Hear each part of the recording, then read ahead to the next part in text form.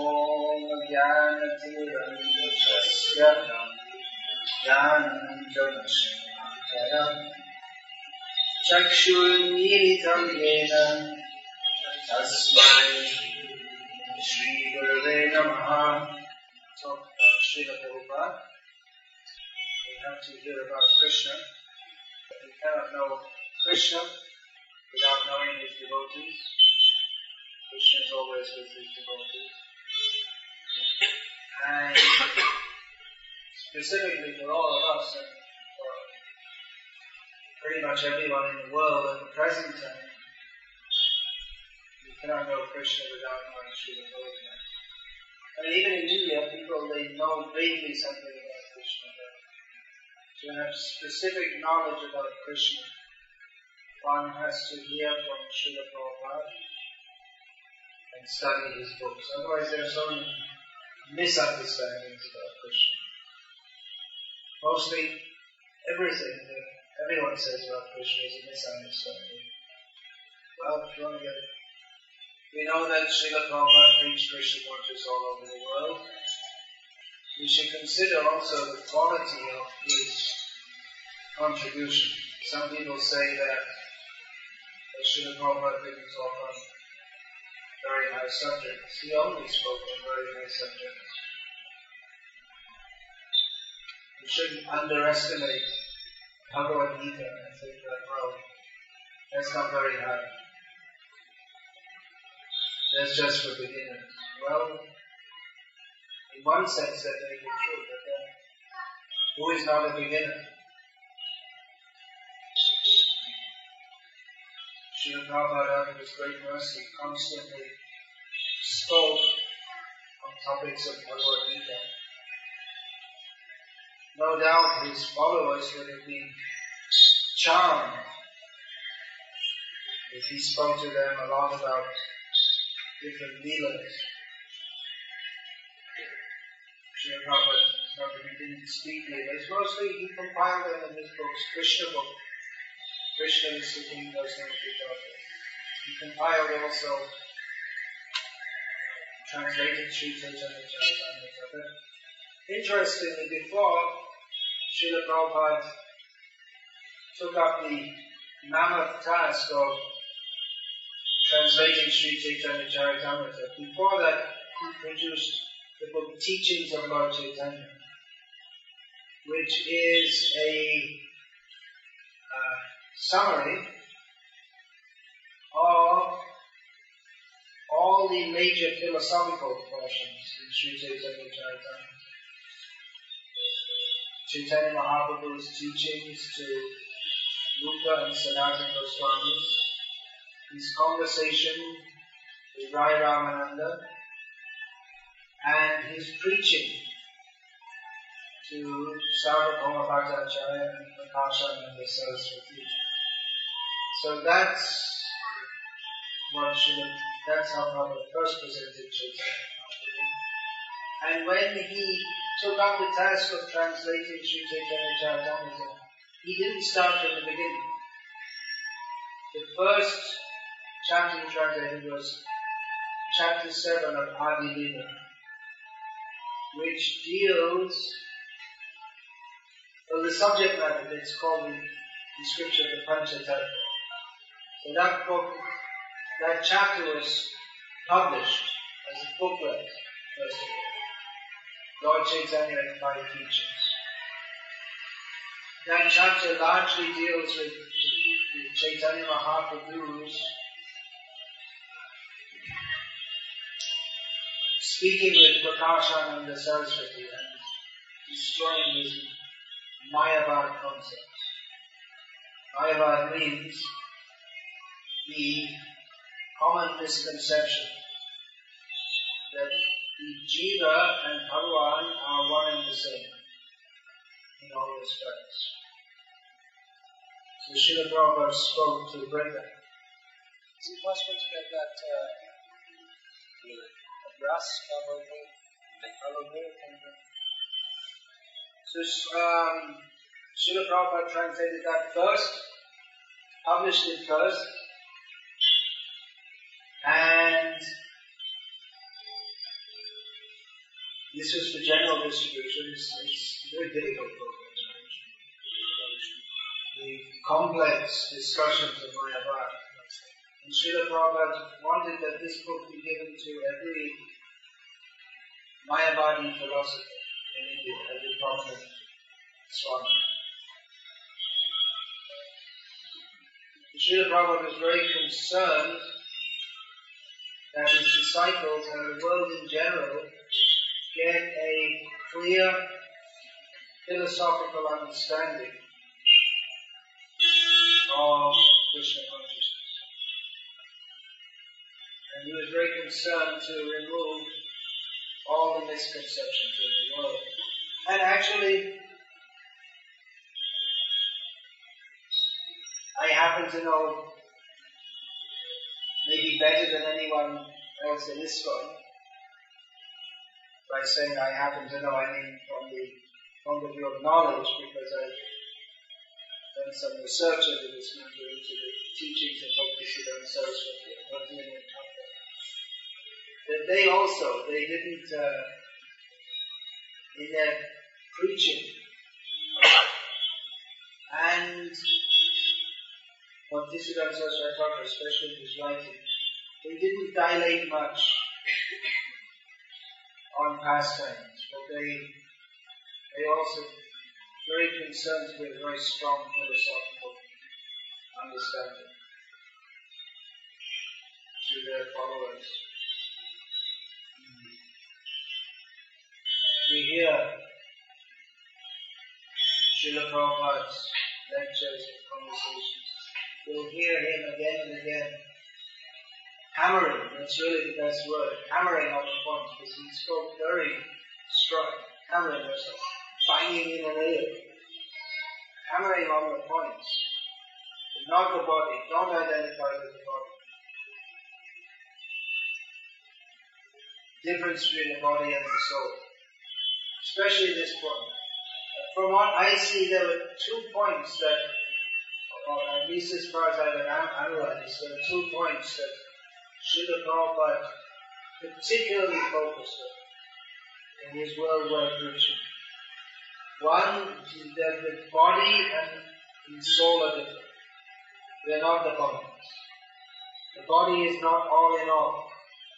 The body is not produced of matter. There is spirit. We constantly on this point and the point that we are controlled.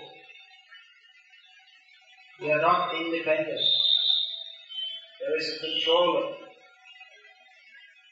No one can deny that we are controlled. So this is evidence that there is God. Don't think that we're independent. And this also brings the point that don't think that we are God. So emphasizing this point that we are controlled and there is a controller means that atheism is rebutted. And the idea that we are all one with God is a very common idea, both in India and in the West. They are both rebutted by this simple understanding. Actually, it should be simple. But again, Prabhupada had to hammer on it. We are controlled. This point. No one wants to die. We are forced to die. No one wants to get sick. We are forced to suffer disease. Listen to Prabhupada, his lectures, conversation, read his books, these points are there again and again and again. Just like when I go in a car, I always put the seatbelt. And the driver usually says, oh no need, because they think the purpose of the seatbelt is if in Delhi or somewhere the police will catch you. And in places where the police don't bother, there's no need. But that's not the point of the seatbelt, so that the police will catch it or not catch it. The point is that in an accident, you're more likely to survive the accident if you're wearing a seatbelt. So people say no need, because no one ever thinks that they'll get in an accident. A godbrother of mine told me he met a lawyer in America who deals with accident cases, insurance or things. And I don't know whether he knew him or anyone something like that. This lawyer said that no one ever wakes up in the morning and thinks that today I'm going to have a serious accident. But there are thousands every day. No one ever expects it. So everyone thinks that, you don't have to bother. Everyone is subject to birth, death, old age, disease. We can have accidents, disease comes. It works out to be the same thing. You end up in hospital. Isn't this miserable? Isn't it miserable talking about this? Wouldn't you rather hear something nice? Well, folks, welcome to the material world. It's not nice. You should understand it's not nice. The idea that this material world is nice, it's an illusion. It doesn't matter how well you make your hairstyle or however expensive a dog you buy or however much your dog likes you and licks you. Or see people are coming on holiday to go. Where do the people go? People, they don't go on holiday to go. They go somewhere else. Isn't it? They all go somewhere else. Why do they go somewhere else when all the world is coming to go? Because there's no happiness in just an illusion. Police here are more active, isn't it? Especially in the tourist places. So if people are coming for happiness, you should expect at least that it should be peaceful and nice, but here there's more crime. No one goes on holiday to Harlem in New York City. The chances of you getting mugged, the chance of not getting mugged is not very much. Mugged, you know what I mean? It's all American. Means you're walking down the street and someone comes up to you and offers that you can give them all the money in your wallet, and also offers that if you don't, they might just stick the knife into your throat. Armed robbery. Individual armed robbery. So this is the material world, and it's miserable. We should understand. So these points Srila Prabhupada was making again and again. We shouldn't underestimate Srila Prabhupada, who is just a primary teacher. There's this great mercy that he spoke what we need to hear, not what we might want to hear. There's a difference. The teachings by which we can become free from illusion of considering this material world a present place. These are the teachings that Krishna gives in Bhagavad Gita to diseased Arjuna. Arjuna was under the illusion that he could be happy in the material world. He wanted to enjoy the kingdom. But wait a minute, to enjoy the kingdom we have to kill all our friends and relatives and gurus, and there's nothing left to enjoy.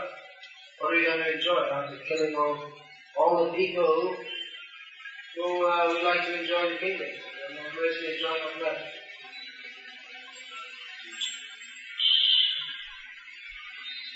That's like if we offer something. They'll give you 100 crores of rupees. There's just one condition. Hum do hamare do, they'll kill your wife and your 2 children. Well, maybe some people would agree. And get another wife. I think probably most people, they wouldn't admit, because some things are more important than money. Anyone heard that? Did you hear that? Some things are more important than money? Anyone hear that? Anyone believe that? The whole modern society is going on under the illusion that money is the most important thing. If we suggest to people that you can be a multi-Prabhupada, but you have to be somewhat, you have to learn how to be corrupt and offer the right bribes and the right things. Every multi-Prabhupada or any single Prabhupada or half Prabhupada, even a small-time businessman, they have to know how to drop the bribes in the right place. You have to be mean, not be a nice guy and get lots of money. You have to undercut your competitors, so many things. So if we tell someone that you can have a choice, are you being very rich by the normal means of being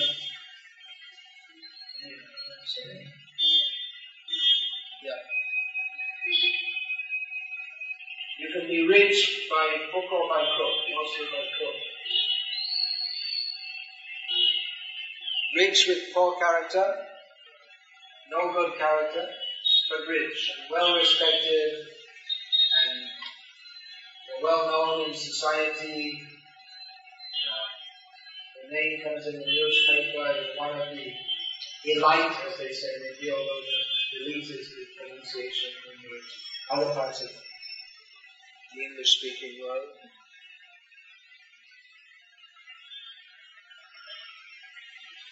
So you can be like that. Or otherwise, you can be a very good character, honest, truthful, and no one cares for you, no one respects you, you have very little money. Who would choose to be honest, truthful, poor, and unrecognized? Everyone will, at least by the way we see the society going, everyone is choosing the path of get ahead by any means. If they may have some course, personality development, and that means how to be very confident and smile as you cheat people and lie to them and get ahead. It's called personality development. And they might drop in a few words about honesty and all this kind of thing. But honesty is secondary to getting ahead. If it serves your purpose, all well and good. If it doesn't, then throw it away. So it's a sick, corrupt society, as Srila Prabhupada never tired of pointing out. Srila Prabhupada pointed out, and he said that he wanted to have people of ideal character, who are not enamored by this mundane Rakshasa civilization. We don't care for the goals of this deeply illusioned, sinful civilization. We're not interested in being respected by sinful people.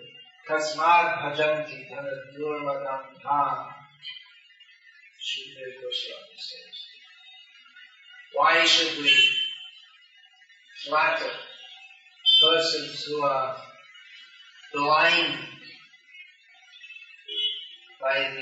blinded by wealth?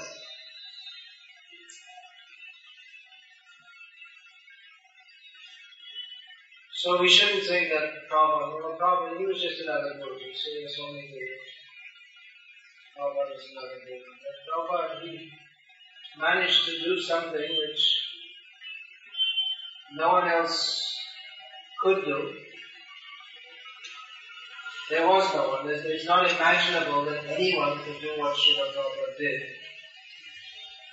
which was to plant the seed of Krishna consciousness in a place where Krishna was wholly unknown. There was no interest in that. Of course, the hippies in America, They had some kind of superficial interest in what they call Eastern religions, but not in theistic, nothing theistic.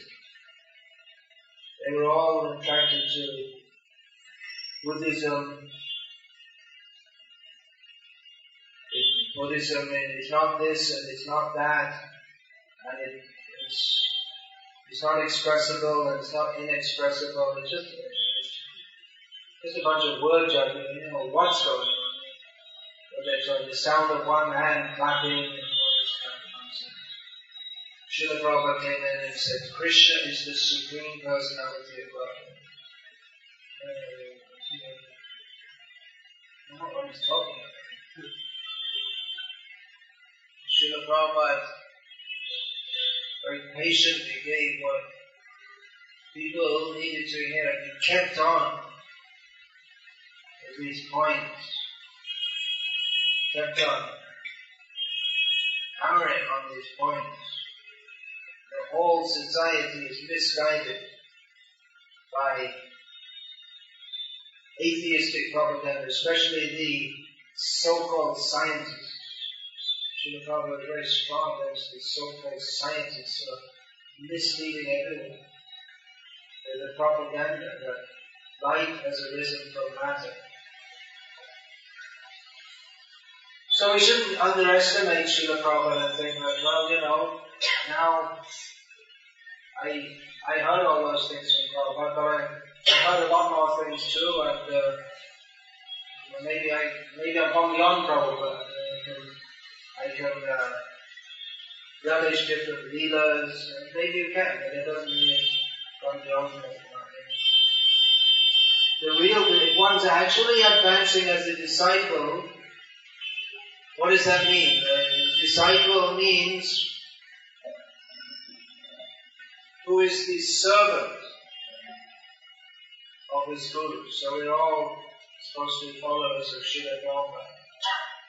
So if one is advancing in Krishna consciousness, then his sense of servitude and his gratitude to Srila Prabhupada, that should be increasing. Instead of thinking, well, you know, I've gone beyond Prabhupada, as some foolish so-called followers of Srila Prabhupada seem to think, then we should be more feeling ourselves more and more the lowly, menial servants of Srila Prabhupada, and more committed to his mission, which is multifarious. There are many, many aspects of Srila Prabhupada's mission. The mission is to deliver every jiva in the universe to Krishna.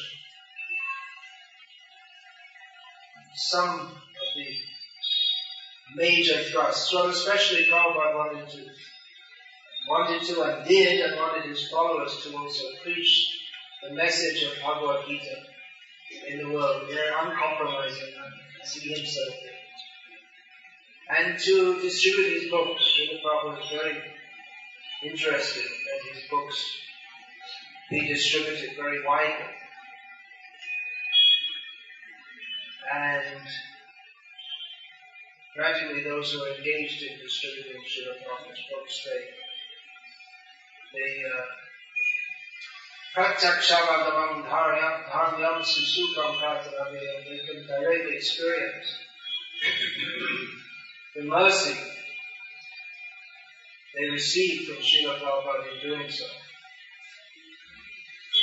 Everyone can experience the presence of Srila Prabhupada in their lives, not only by distributing books, but it's definitely a fact that every devotee who regularly distributes Srila Prabhupada's books can perceive in their lives, and it's a factor that motivates many devotees all over the world to undertake all kinds of difficulties to go on distributing Srila Prabhupada's books. And there's some devotees who have done it all their lives, and they're old men now, and they're still going out all day, every day, distributing Srila Prabhupada's books. And there are many who have been doing it for 10 years, 15 years. including they'll be going out, and now the cold is beginning in Europe, and devotees will be going out. I got some letter from Czech Republic. Last year, devotees were going out in minus 20 Celsius temperatures, which in India we can't imagine. Maybe if you go to Ladakh, but definitely in Goa. No one has any idea of what minus 20 Celsius is like. It's damn cold. Dangerously cold, actually. It's dangerous. It's so cold. You can't stay on very long in such a temperature. Anyway, they're going out there. Why should they do that? Taking so much difficulty. So one major factor in that is that they perceive the mercy of Srila Prabhupada in doing so. You can feel the presence of Srila Prabhupada in their very life. He's very pleased with that. So these books, they are the Srila Prabhupada's books.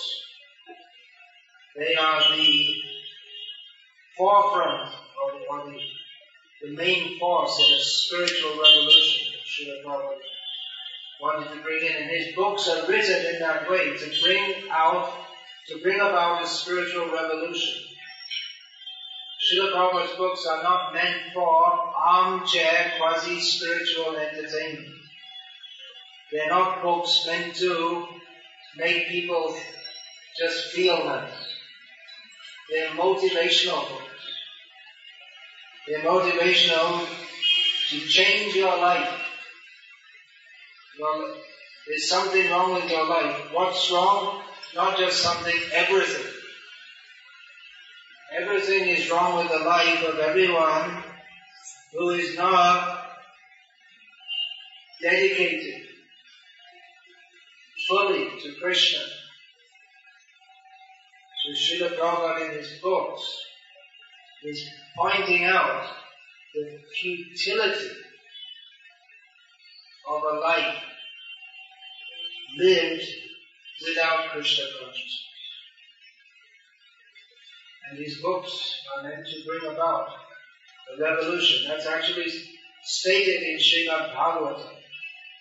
There's an indirect reference to Srila Prabhupada, but it can only refer to Srila Prabhupada.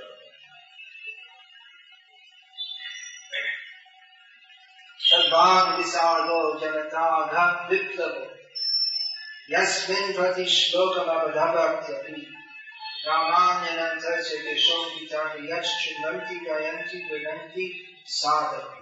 Srila Prabhupada quoted this verse in the preface to his edition of Bhagavatam. This verse means that, on the other hand, because the previous verse spoke about Bhaya Samtirtha, or literature which is like a pilgrimage place for crows. If there's some garbage thrown out, so many crows will go and pick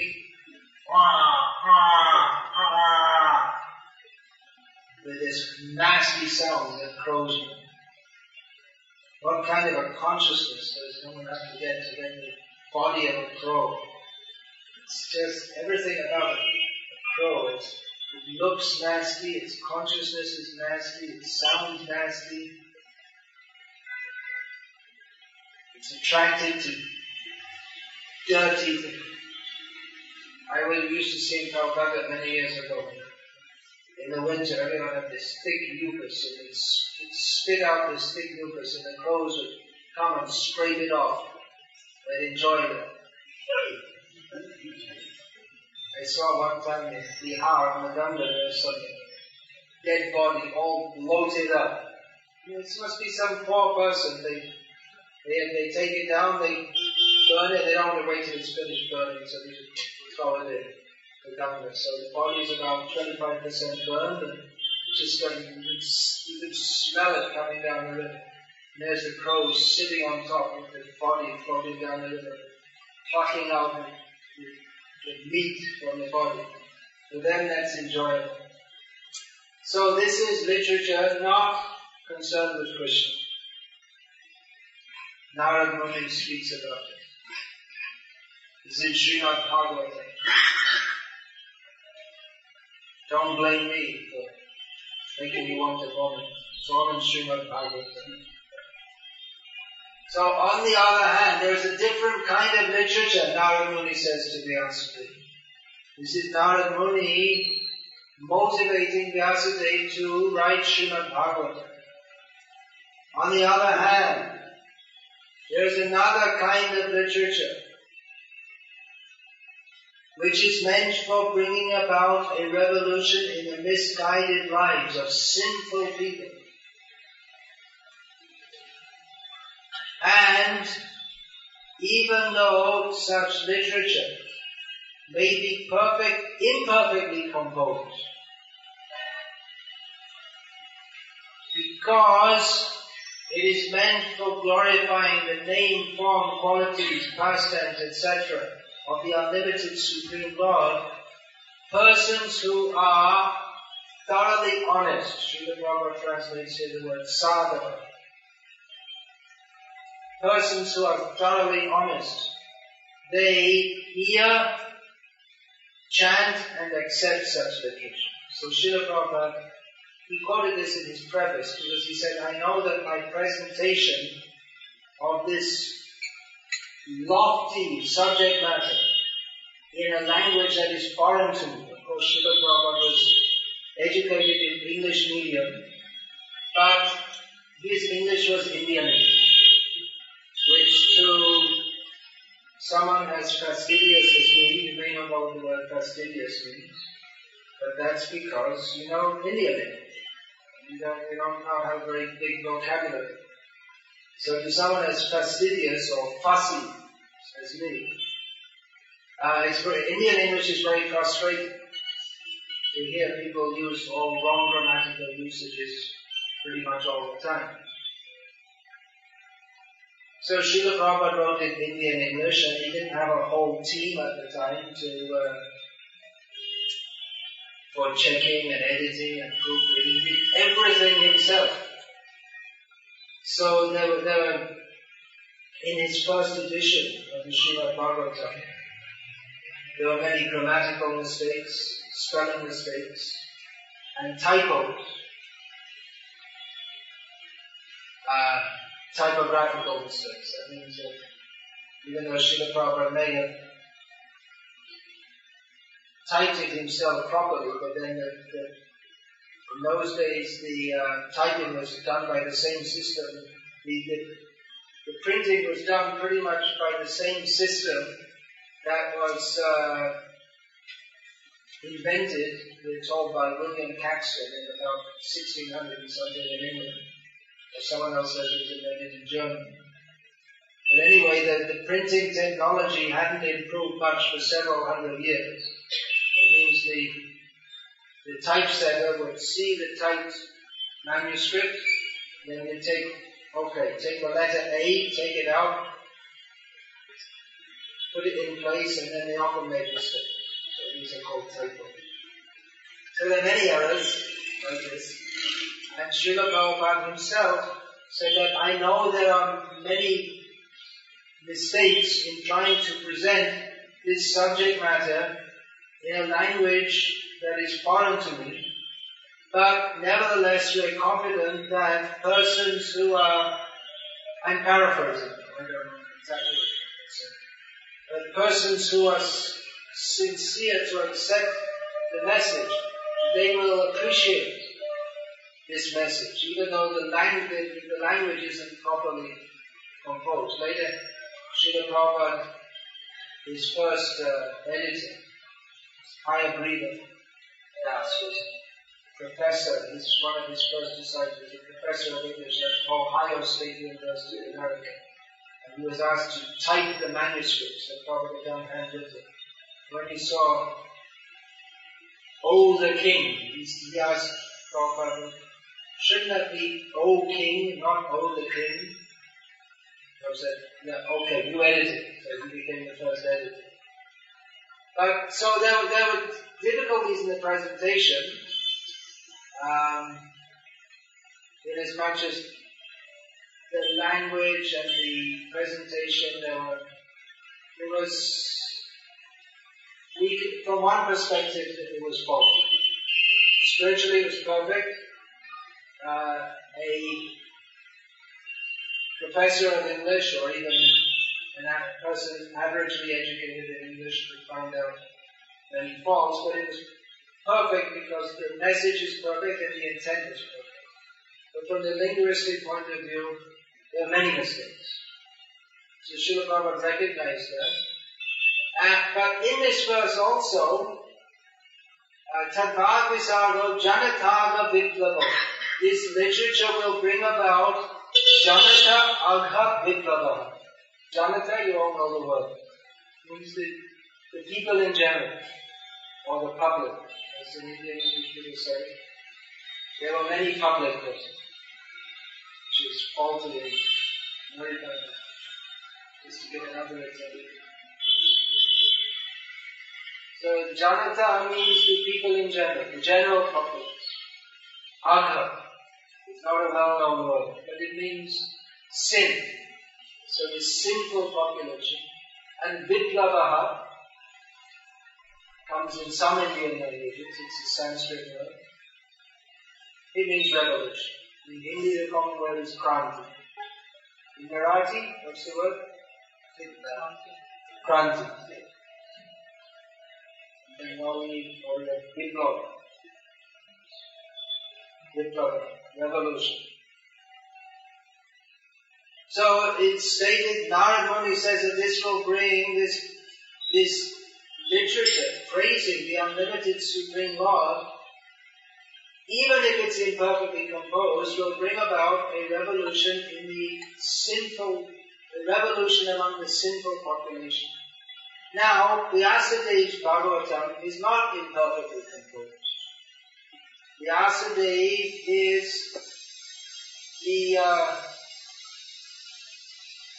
he's the greatest poet. Of course, there may be, even in Vyasadev's writing, what some people may say are technical faults, but that's there in all the great writers also. Bhagavati, Jayadevi, Kalidas. There's some allowance in poetry for something which is technically not correct, but the bhav is there. Therefore we have bhava. It's explained. The meaning and the feeling is explained by the commentators.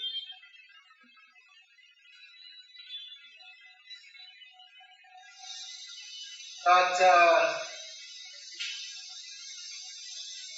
to write in Sanskrit, one has to be highly learned and know the rules of composition. You can't just write any old way that you like. There are very strict rules of composition. There are different meters that verses can be composed in. Bhagavatam is, most of the Shastras compiled in chandas or meters.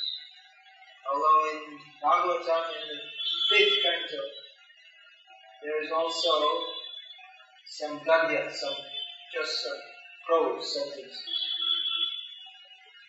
So the verses, there's very specific rules. And apart from the rules, and then if one can add it, there is also various literary decorations which make the verses sound very nice. Srila Prabhupada sometimes quoted how beautiful is the poetry of Vyasdev. He quoted this verse. Samashutaye Bhattapallava Prabham Mahat Padam Punya Yashovarare. What's the next line? Vatsa Padam Bharam Padam Padam Padam Nidpadam Nidesham. He quoted this verse and how beautiful it sounds. Just the very sound of it is very beautiful. So Vyasadeva was he was a very competent poet. So this imperfectly composed, what does that mean? Does that indicate Srila Prabhupada? Who by the will of Krishna, he was sent to preach Krishna consciousness all over the world. His message was perfect and powerful and complete. But by the will of Krishna, that was presented. Actually, Srila Prabhupada's English is very poetic also, because the devotee is very poetic. But for mass distribution, Srila Prabhupada accepted that it required some editing. Srila Prabhupada himself wanted. So this revolution in impious lives of the population, what does this refer to? Bhagavatam was, up to that point, was preached only in India, among pious people. Who are these impious people that the Bhagavatam is going to, imperfectly composed Bhagavatam is going to, imperfectly composed means from the literary point of view, that it's going to create a revolution among. It can only refer to Srila Prabhupada, because he came to America, he was ready to go for years before, he was wanting to go. But he didn't go until he had the first canto of Bhagavatam printed. Then he thought, now I'm ready to go. Prabhupada said, I took all the philosophy of Krishna consciousness in the first canto. And he went to America with that, and faith in the holy names of Krishna, and faith in the order of his Guru Maharaj, and faith in the order of Chaitanya Mahaprabhu. But he went with Bhagavatam, first canto. And when he arrived in America, he wrote a poem saying that by hearing the Bhagavatam, people will become purified. So he had faith in it. So this verse, spoken by Narad Muni to motivate Vyas to compile Srimad Bhagavatam, can only refer to Srila Prabhupada. It doesn't refer to any other Acharya before him. Maybe two Acharyas following him are also speaking Srimad Bhagavatam. But the edition of Srimad Bhagavatam which we are to use for the next 10,000 years is Srila Prabhupada's edition. And there may be other commentaries. Srila Prabhupada said that my disciples will have purports of my purports. But the books that the members of the International Society for Krishna Consciousness have to study if they are to understand Krishna Consciousness, like Srila Prabhupada, especially Bhagavad Gita and Srimad Bhagavatam. And actually not only in ISKCON, there's Gauriya Math also in different, they're also reading Prabhupada's books. If they want to understand philosophy, they read Prabhupada's books, because the commentaries of there are a few people who learn it in Sanskrit, and they can read the commentaries of the Acharyas. But even many of the points in the commentaries of the previous Acharyas, they're very technical. And they don't speak to us like Prabhupada speak to us. The Acharyas, the previous Acharyas were writing for highly elevated people, mostly Brahmana caste, who studied Sanskrit, lived a life of strict bhajan. Prabhupada's books are being distributed. You'll see Prabhupada, they bring Bhagavad Gita to someone, and he's got a cigarette in one hand, the other hand's around his girlfriend, and then they're putting the Bhagavad Gita in that person's hand. That's unthinkable. In India, you can't do it. Even today, people won't smoke a cigarette and hold the Bhagavad Gita. Even today, people have enough sense not to do that. They'll put the cigarette down first, and maybe wash their hands. Maybe. But in the West, they have no idea. There's no culture. People are saying that the books are being distributed to them. And by reading the books, they get, my life requires change. It's happening all the time in India, outside of India. Just the other day, I got a program in Gujarat. Someone came for the first time. After the program, he bought one of Prabhupada's books. When he went home, it was late, but he started reading. He stayed up all night reading it, and the next morning he came back and said, "Tell me what to do." And he changes it. From that day, just a few days, he was chanting, changing people's lives. Prabhupada's books had that potency.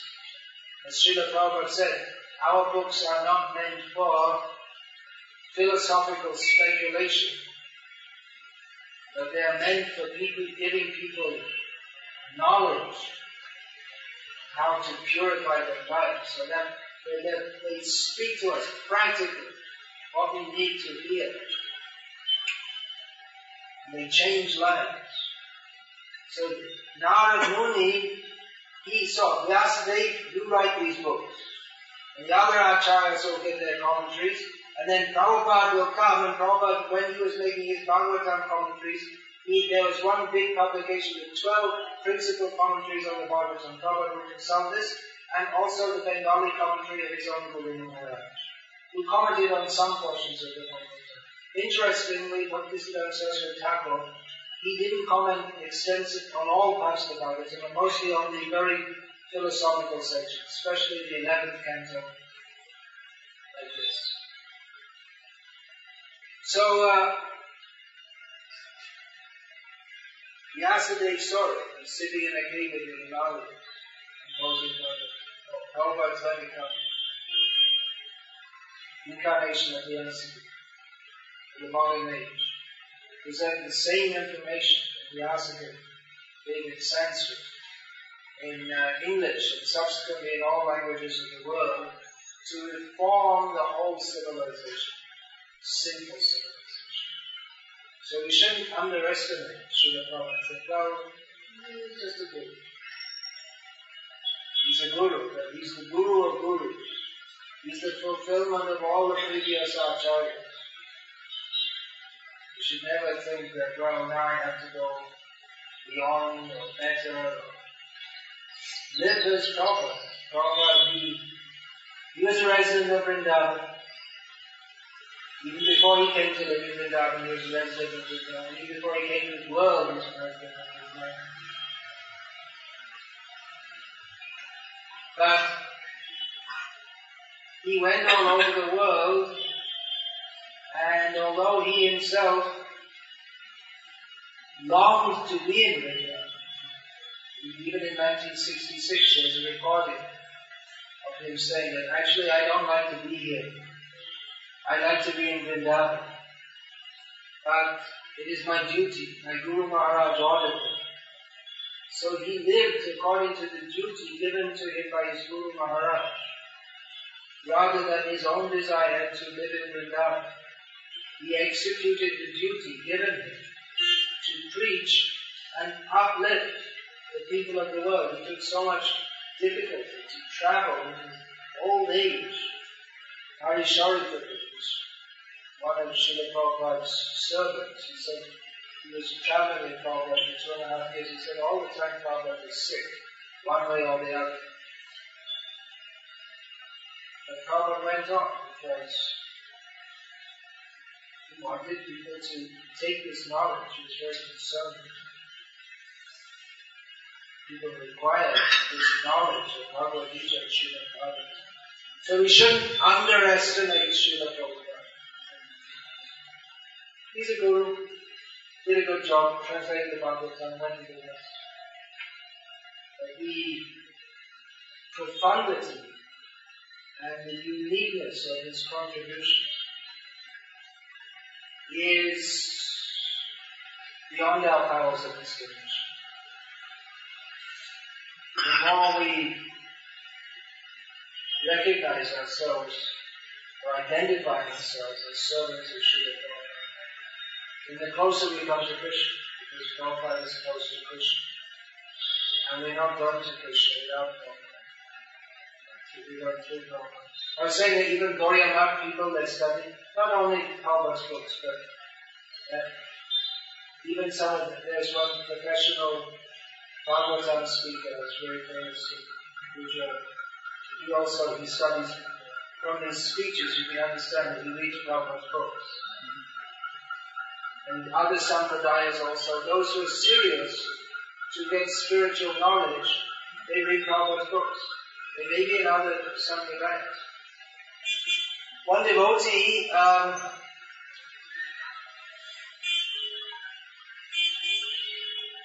one devotee I know, a member of ISKCON, he was in Srila, which is the principal place of the Sri Vaishnava, Ramanuja Sampradaya. For some reason or other, it wasn't dressed in devotional clothes. He wanted to get some of the books of their Sampradaya to study them. So he asked some of the priests, can you tell me where I can get some of your philosophical literature? So, Vaishnava literature. He said, oh, you want Vaishnava literature? Go to ISKCON. He said, well, no, I wanted some of the philosophical literature of those Sampradayas. Oh, we don't have any. You want philosophical literature, Vaishnava literature? Go to ISKCON. They have a Sunday. That's all.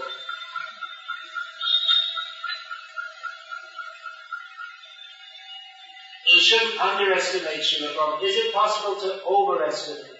It's not possible to overestimate Srila Prabhupada, but it's possible to, in other words, there's no way we can say that, well, his glories are so great, and then, well, however great you say, you're not going to be exaggerated. One of Srila Prabhupada's godbrothers, he made a comment once, they've all passed away, but one of them thought that, you see this Guru Puja which we have daily for Srila Prabhupada, it's unusual. You won't find in any other sampradaya, you won't find any of Srila Prabhupada's predecessor acharyas. Vikasa, see like this big seat you have here for me. This is actually following Srila Prabhupada's example. You can see the Madhva sannyasis, if they come and give a speech, when they sit on a big seat like this, have you seen them? They have a little choki, little wooden seat, basically. So Srila Prabhupada had a big seat, he accepted Guru Puja every day. So one of Srila Prabhupada's godbrothers, he said, this worship, it's excessive.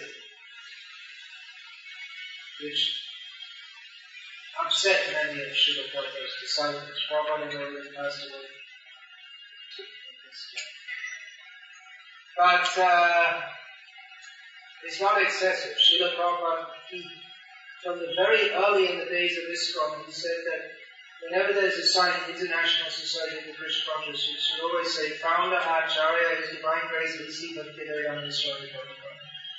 He wanted to establish it. On one hand, he was the very humble servant of his own Guru Maharaj. He attributed his greatness,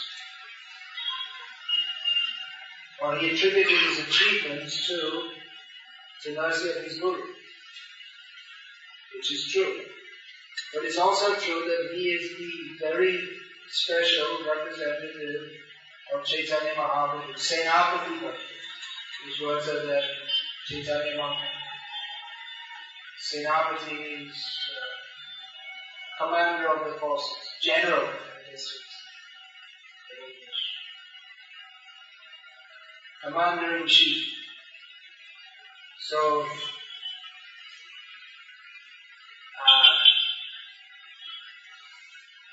it's a fact that our movement is going on by the overseeing and mercy of Srila Prabhupada. Often people come and ask me for blessing for Krishna consciousness. But I have to tell them, I can give you blessings only in as much as I recognize myself as a servant of Srila Prabhupada. I'm not independently able to get any blessing. I don't have any qualification except that I identify myself as a servant of Srila Prabhupada, and Srila Prabhupada is kind enough to accept me despite all my disqualification. That really that's another feature of Prabhupada's uniqueness, that he is able to take people without any qualification. He knew nothing about Krishna. He knew nothing about even proper human behavior, what to speak of behavior of sadhus. And through them spread Krishna consciousness all over the world. That's amazing. We find now that many Indian people are taken to Srila Prabhupada's movement. When Prabhupada was personally present, not many were coming. They distrusted. They thought, who are these Westerners? What is all this? And very few people wanted to join and actually become initiated devotees. So now many Indian people are coming. And in the Western countries also, in America and other countries, in many places the congregation of devotees is dominated by Indians. And in many cases they don't really want to have much to do with the Western devotees because they think, who are these people? They don't know how to behave, and, they take up bhakti and then they may fall down again, and they don't have any good habits. They won't often say it openly, but as I'm led to understand, they tend to look down on the Western devotees. But Prabhupada, he didn't see like that. He saw it here. These are people who are, they're coming from such a bad background and they're taking up Krishna. See the progress there. Don't see how far behind they are. See the progress there. You don't want to make Krishna consciousness an exclusive club for English-speaking Indians. Main qualification is you have to speak English. Then you can come. Otherwise, not well. Srila Prabhupada wanted Krishna consciousness available to everyone, not even only to human beings. Once he called one of his disciples and pointed, you see that ant?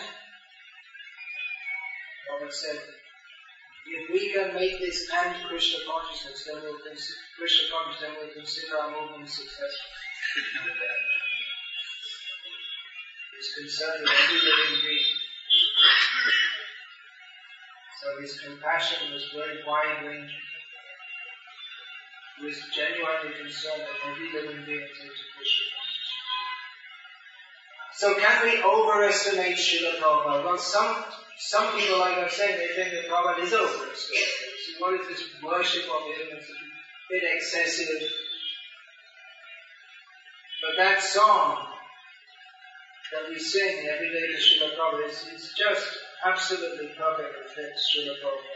You may say it's suitable for every guru, but really, Srila Prabhupada really fits it most perfectly. Shri Guru Charana Padma Kevala Bhakti Sadhana. Kevala Bhakti means pure devotional service. Srila Prabhupada only taught that. Anyabhilashita Shunyam Jnana Kamabhyana Vitanada Kulyana Krishna Vishita Bhakti Rupana. He taught pure devotional service. He encouraged everyone at every level of bhakti.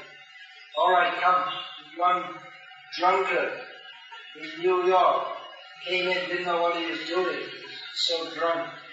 And brought some toilet paper, which people in Krishna consciousness don't use. And he plopped it down and then walked out of it. So you see his devotional service as he gave a donation. What will a devotee do with toilet paper? But Prabhupada said he was willing to accept that. So he was right. He was pushing all the time the pure devotional service.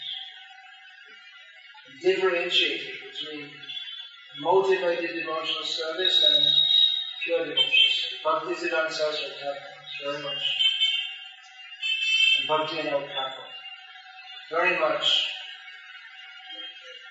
differentiated between pure devotional service and motivated pretentious devotional service. If you see the book I brought out recently, about Bhakti Siddhanta Saraswati, you'll find that he was so clear and strong on this point. Bando Mui Shabodhanamati. Therefore I pray to him very carefully. Be very careful. Jahara Prasade Bhai, a Bhavatari. Yes. Krishna Bhakti Hoi Jaha Hoi. By his mercy we can cross over the material existence. We can cross over material existence. And attain Krishna. And practically what's going on in this Krishna conscious movement, you see even big leaders fall down, but still Prabhupada's mercy is flowing through. So we can understand that big leader, small leader, whatever, the mercy that's coming through, it's really Prabhupada's mercy is sustaining this movement. We're all getting Krishna. As much as we are getting Krishna through Prabhupada. Jahara Prasade Bhai. Krishna Bhakti Bhajana. Guru Mokha Padma Vakya Chitete Koya Aika. Ana Koya Manasha. This line Srila Prabhupada quoted more than any other. Now we should take the teachings from the lotus mouth of the Guru as our one with our heart and not desire anything else. That might be difficult. It seems like nice poetry, but it's not meant to be just nice poetry. But it's difficult unless we actually want Keval Bhakti, unless we want pure devotional service, because he doesn't preach anything else but pure devotional service. So if we actually want to be one in heart with Prabhupada, then we have to take his instructions very seriously. We have to study his books and believe in them. Don't reinterpret them. Follow what he says. Accept the values that he inculcated. He who knows Krishna. When we say the words from his mouth, that means actually Krishna is speaking through him. What Krishna wants to say to us, he says to God. So we shouldn't be. It's very dangerous. It happens everywhere, in every religious system. Any great teacher comes, he speaks, he gives a clear message, and then his subsequent followers, they mess it all up by reinterpreting.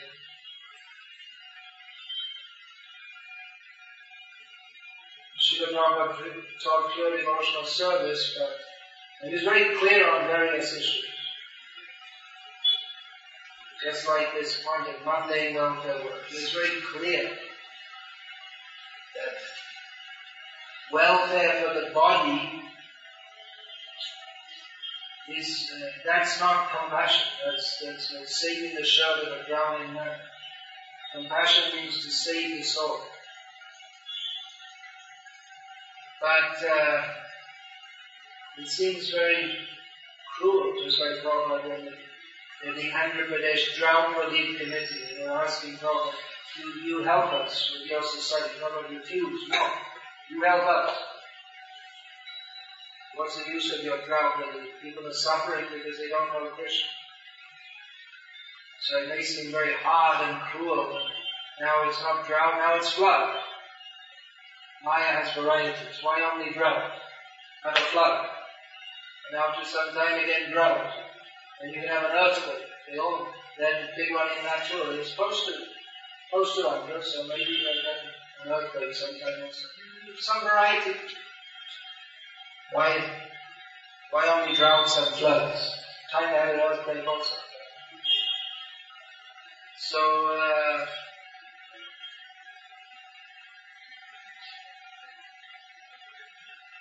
we may think, let's go help the flood victims. Give them food and Prabhupada is very good. No. They're suffering because everyone is suffering. So it may seem, well, the public will like us, it's a good thing to do. They'll like us and they'll give us money and they'll praise us and this and that. Prabhupada, he wasn't interested in the praise of the public or the praise of anyone. But this Srila Thakur said that I will go on speaking the actual truth unto my last breath. Even if all my disciples leave me, He wasn't concerned whether his disciples stay or whether they go. He only wanted to speak the unmixed truth. So he worshipped Prabhupada for that, because he said it. So to take the words of the self-realized Guru to our heart means anakari homanayasha, means to kick out everything else. So when we sing that song, it's really not meant to be a ritual singing it. It's a very, very heavy commitment to sing this song. We actually know what it means to say that we take the words of Prabhupada and make them one with our heart and not desire anything else. It means a heavy commitment, but by that we get pure devotional service. Pure devotional service isn't cheap. It's not a cultivating pure devotional service is not a part-time task. It's not something we do in our spare time. It requires total dedication. And every level of time, of money, of words, everything. It's not that you see I work hard and I earn money and I have all nice facilities in my home and I get 200 rupees a month for Krishna. 20,000 for me and my family and 200 rupees. I get a receipt. So I'm getting 200 rupees. But this is not Saraswati Thakur. The standard for the Hastas, they give all the money. Don't keep anything. There's one who has to give. And Bhaktisiddhanta Saraswati would arrange to give something, a little amount back to his wife for running the family. He didn't say, no, you don't give it. He said, alright, you give it. He was earning a lot of money, and he lived like a poor man. At first his wife didn't like it. In the end she surrendered to it. She brought all the family to He said, you might as well take all this too. We have no use for all this. So, this is the standard. Actually, that we like, yes, we'll come, we'll chant Hare Krishna, we'll talk all nice things about Krishna, and just don't disturb my comfortable life. Let me go on with that, and Krishna also. Alright, okay, you can do that if you like. But we should know that the real standard is more than 80% for me, 20% for me and my family, 20% for Krishna. That's not enough. 1% for me and my family, 99% for Krishna. That's not enough. That's not what pure devotional service means. Of course, if we preach like this, everyone will run away. So we say that, yes, you just add Krishna to your life. But we should know that ultimately it's not a matter of adding Krishna to our life, but making Krishna. Guru Mukhabhata Vakya Chitete Kurya Aikya Ana Kurya Manayasha Shri Guru Charane Rati Aisha Yutana Jai Prashadi Puri Saryamasha. Actually, there's so much to be discussed. Now I know the time. All these words are so important. Attachment to the lotus feet of the genuine pure devotee, spiritual master, and send these prayers to Prabhupada. This is the topmost goal. And by this, all desires are fulfilled. You want to join Radha Krishna Leela, we don't have to sit in Radha Kund. Rather, you'll find Krishna in the streets of Bombay by preaching there. Or even more likely in the streets of New York. The more difficult, the further away it is from Krishna? Who will find Krishna? Who will go to preach in the Muslim countries? You'll find Krishna by Prabhupada's mercy. And if we try to forcefully enter, now I'm gonna sit in Radha Kund and I'm gonna make sure that Radha and Krishna, if they don't come and dance before me, I'm gonna go and strike. Something like this. I'm gonna chant 64 rounds and meditate on them and I'm gonna force my way in. It doesn't work like that. You get the mercy of the pure devotees. Do what they say.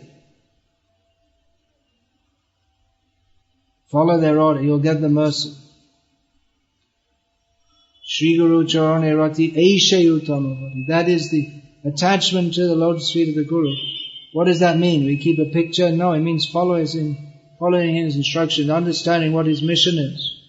Wanting to follow that, giving our blood. We have to give gallons of blood. Prabhupada quoted his Guru Maharaj to make one devotee. So, Jai Prasade Pure Sarva Asha. Don't think that if by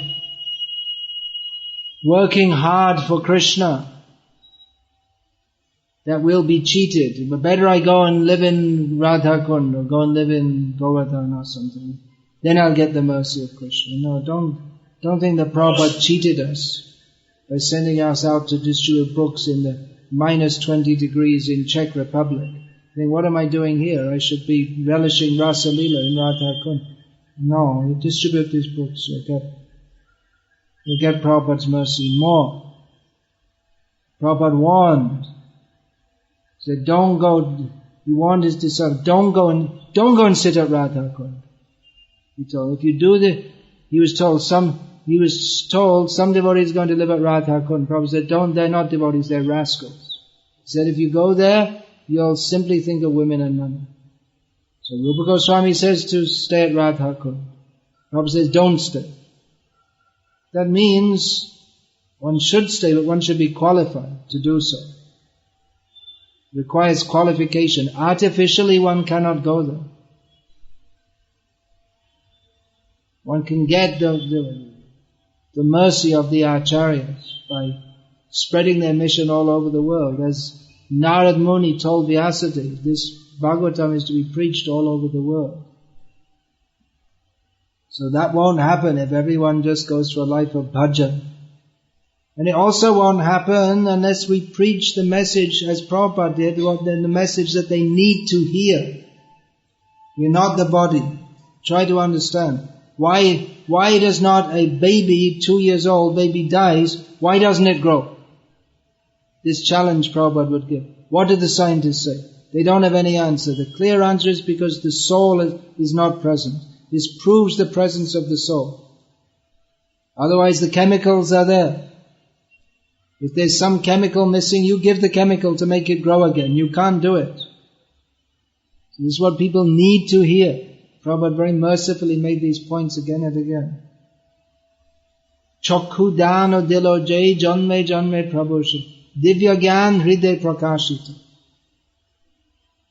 He who's given us this knowledge, He is our master, birth after birth. And by His grace, the knowledge in His books becomes manifested in our hearts.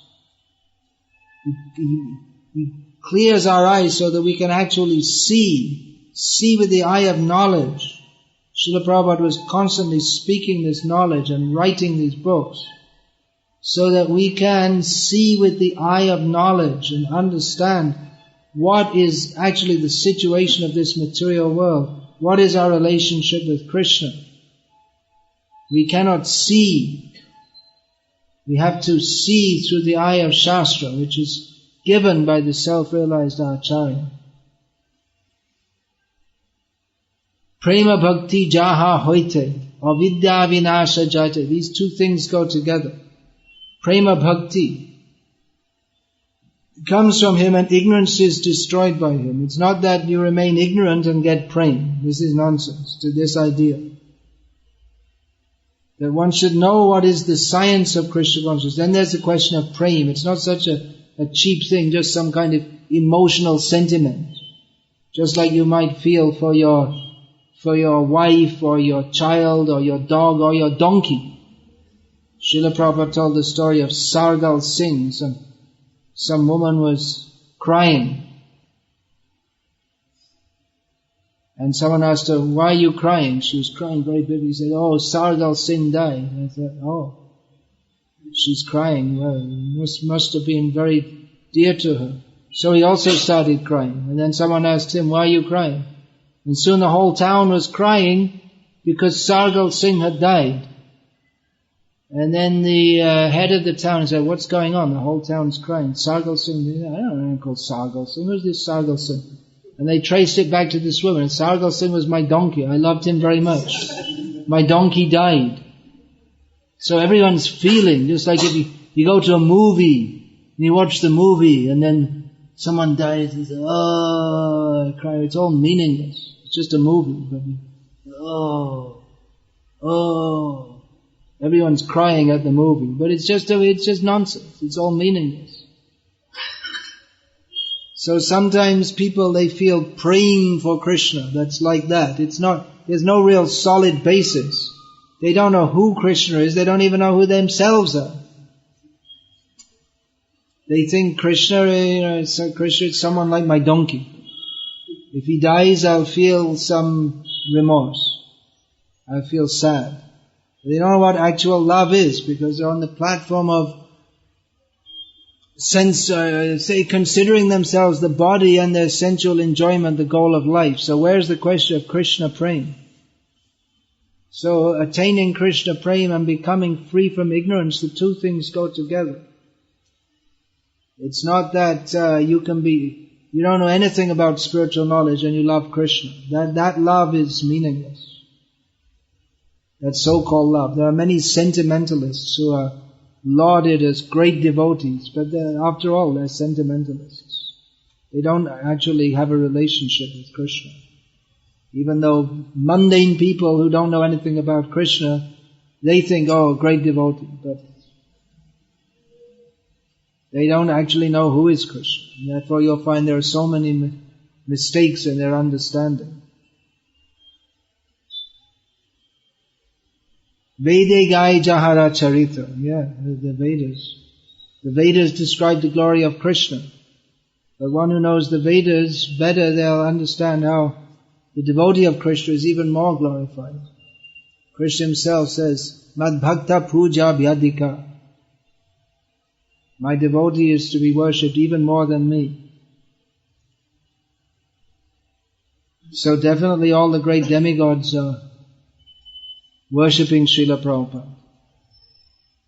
One time, devotee asked Prabhupada, do you ever go to see the demigods? And Prabhupada became angry and said, why? Why should I go to see the demigods? They come to see me. Why should I go to see them? Just like there may be the ministers of the king, and there's the king's very dear personal friend. So the personal friend of the king, he doesn't go to the ministers for anything. But they may come to him if they want something, which they cannot get from the king. So the demigods, they're not on a very high platform compared to Srila Prabhupada, the pure devotee of Krishna. So devotees who were present when Prabhupada were passing away, they recognized that the room was completely full, not just on the ground level, but full of godly beings, and many godly beings came. Another time they brought Prabhupada to some speaking engagement, a big hall. There were about 3 people present. Prabhupada gave a whole kirtan, lecture, gave a whole program. And afterwards the devotees apologized, said, sorry Prabhupada, so few people came. So few people came? You didn't see? Brahma was there. All the demigods were there. When a pure devotee speaks, all the demigods are present. So Prabhupada, he wasn't speaking just for you and me. Even the demigods were coming to hear him. In London, he made on the altar, he said, Radha Landanishra, and you make 2 Vyasa sons, one on each side. One for Brahma and one for Narad, because they're always coming here. Vedagai Jahara Charita. Shri Guru Karuna Sindhu. This, we may say, is true of any guru. Any guru or every guru, they're all glorious persons, they're all oceans of mercy. But this really, best of all, applies to Srila Prabhupada. And it's very difficult to imagine anyone in future even who can be as merciful as Srila Prabhupada, who's a great ocean of mercy. And Adham Janara Bandhu, the friend of the most fallen people, and definitely this, I mean, who would go among such fallen people as Prabhupada did? Patiently uplift them. The first initiation ceremony in ISKCON, New York, 1966, Prabhupada cooked the feast, gave the initiation, and all the devotees said, "Thank you very much, Swamiji," and all left. And Prabhupada had to clean up everything himself. They had no idea of Guru Seva, or even proper human behavior, that even from the human point of view, here's an old man, he's done everything for us, we should at least help to wash the pots. They didn't even think of that. So fallen. But Prabhupada, he never criticized them for that. And when the first devotee offered to help cooking, said, "Oh, thank you, I was waiting for that." After several months of doing everything for them, he never said, "Why aren't you helping?" So really, we can't imagine the extent of his mercy. Lokanath Lokera Jivan. So this song is composed by Narottam Das for his own guru. His name is Lokanath Goswami. But really this Lokanath Lokera Jivan, Prabhupada is the life of the people, the devotees, and really, it can't be said enough, he really is the life of ISKCON. There are so many leading devotees in this movement, and there was a time when we thought that, how can ISKCON go on without Prabhupada after Prabhupada leaves? But it's only if we remember that Prabhupada is with us always that this movement can go on. If we think that Prabhupada is dead, then we are dead. But also there's been so many leading devotees. Tamal Krishna Maharaj he was always the most prominent devotee in many ways in our movement. And it was unimaginable that ISKCON could go on in his absence. But it's going on. And so many other big leaders have gone away in various circumstances, but the movement goes on as long as we remember keep our connection with Prabhupada. Remember, it's his books, his instructions, his understanding, his mission. Then our movement goes very nicely. So therefore, ha Prabhu karo daya, deha more padacha. We should call out for Prabhupada's mercy. He's willing to give it. We have to call out for it. It's not that just automatically. It's caused this mercy in one sense, but in another sense we have to earn it. That's all I was saying. If someone wants a lot of mercy, let them go and preach in the Muslim countries. You get a lot of mercy. Go and distribute Prabhupada's books. You get a lot of mercy. The mercy doesn't come just by sitting at home. Ebi Josh Kushuk Tribhuvan. Now his glory should be spread all over the world. That's something we have to do. Principally by distributing Prabhupada's books widely. Then the people will understand how great is this person, Prabhupada. We can best glorify Prabhupada in the way that he wanted us to, by distributing his books. Can we overestimate Prabhupada's glories? No. But by misunderstanding them and falsely we can say there's a kind of false overestimation. Just like, Prabhupada, he was the representative of all the previous acharyas. We shouldn't think he was just another guru. There are so many great gurus in our sampradaya, and Prabhupada was the fulfillment of all of the mission of all of them, to spread Krishna consciousness everywhere. They in their own generations delivered many persons. But Srila Prabhupada brought the teachings of all the acharyas. So, in one sense, Srila Prabhupada is even more than all the previous acharyas. In one sense. We have to understand that very carefully, not misunderstand that statement. But on the other hand, if we think that Prabhupada is just like independent of all the previous acharyas, that's a kind of it's not really an overestimation, it's just a misunderstanding. Srila Prabhupada himself always taught that we have to follow the previous acharyas. A real guru is one who speaks according to Guru, Sadhu and Shastra. And Prabhupada himself, he didn't claim authority. I said so, therefore I'm right. But he says, Krishna said so. Therefore this is correct. Or he would quote his own Guru Maharaj, or Vishwanath Chakravarti, or the previous acharyas. He claimed authority on the basis of the authority of Guru, Sadhu and Shastra.